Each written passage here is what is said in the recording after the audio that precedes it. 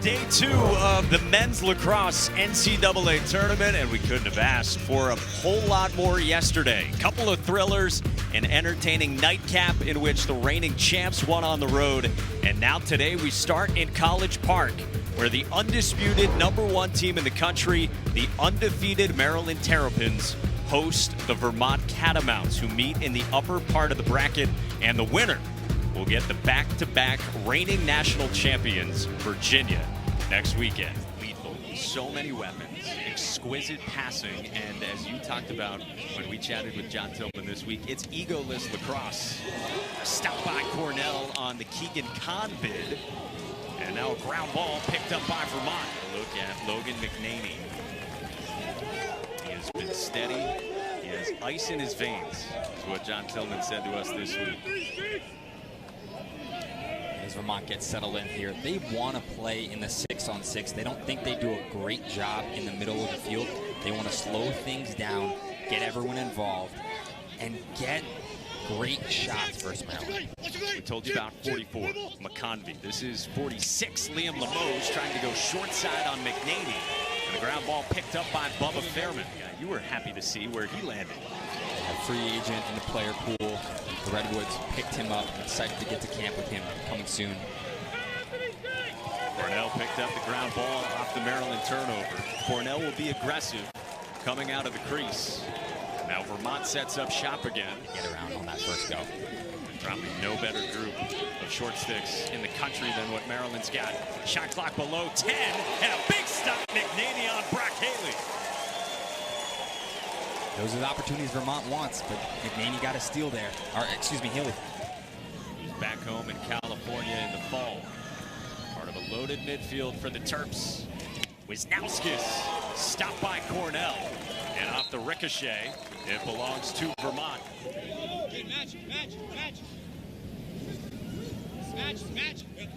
Wisnauskas with his defender hung up, can't stuff it past Cornell. Bit of a miscommunication there by the Vermont defense on who was going to pick Wisnauskas up on that hung situation. He's able to get around, but tremendous save there by the goalkeeper of Vermont. Tremendous save there by Ryan Cornell on Wisnauskas. Draft back in August. He went first overall. It's a face-off win for Weirman. And a stop by Cornell. Maryland scores staring down Owen Murphy, who he goes to the crease.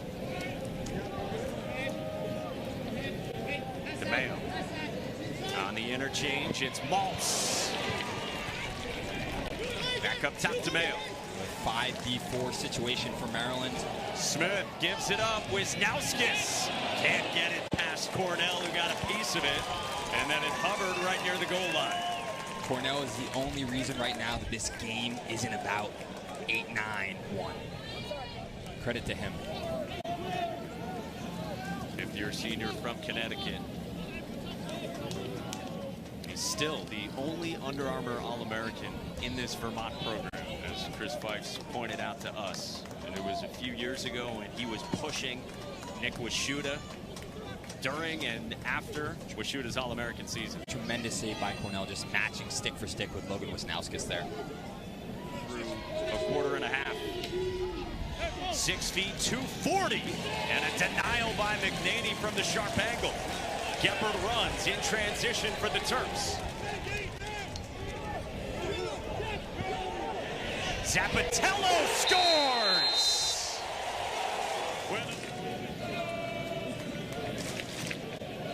Been to at least the quarterfinals every year since that first round exit in 2013. Cornell was stopped on DeMayo. Coming up on 6 to go in the second. Cornell lost it, recovered it, and now sprints up toward midfield. Cornell's really been the lone bright spot for this Vermont Catamounts team early, and I know the score is 9-1 and it might not seem it, but thankfully for him, he's really keeping them in this game potentially. McConvey. Brock Haley runs on. And now McConvey swimming through traffic. McCormack with that rocket, handled by McNaney. That's just too easy for McNaney. Again, if you're Vermont, you got to earn higher quality shot opportunities. Force McNaney to shift in his cage from left to right instead of just seeing one dead on from a low angle there. You said, no, it's the third. Yeah, just a really, really great job by St. Joe's coming out there on national television, showcasing how good of a program that really is, their toughness, and how dynamic that attack was. I love watching them. Now Alvidi runs, catamounts in transition, extra pass, and Limoges is stopped. What a save by McNaney. Oh, McNaney, the extra one more. Great job by Vermont, but McNaney just robbing them. What a save by Logan McNaney. And again, the easy finish, or it should be an easy finish for Vermont, just turns into an unbelievable save by McNaney. And that's what makes this Maryland team so good. And one more pass, fake, and then McNaney's getting his foot down there and that head of his stick. It's just deflating. That's what that kind of save does to you. It just deflates you as a team. Flag down at midfield on the shot. Lefty shot from long is handled by Cornell. Cornell stepping up again. Off the quick transition, short side not there for Limoges against McNaney. Get the short stick matchup and then draw the attention and allow himself to be a feeder instead of trying to feed the ball without earning slides. Rocket is handled by McNaney. 2 in this one, and Maryland just scored the last 3 goals in a minute 23. Just being an offensive midfielder and limiting the potential he had to make a roster. And former number 2 recruit in the country in his class, according to Inside Lacrosse, who put up 75 goals over the previous 4 seasons, including a couple of 25-plus goal seasons. Maryland has spread it around in this one. McNaney, another stop. He denies Limoges. Notice how they got the short stick switch there with long. I want to see McNaney do that on the other side. Another stop by Cornell is 11th. And he whips it upfield. In the waning seconds, back at McNaney. And we will head to the fourth with Maryland totally dominating this one. Cross. Now I know the Providence game was jumping for Brown versus Virginia.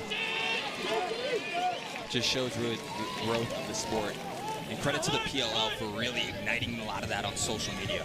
Yeah, I love what Lars Tiffany and the Virginia team did. And at like 25 years old. Oh, I love it.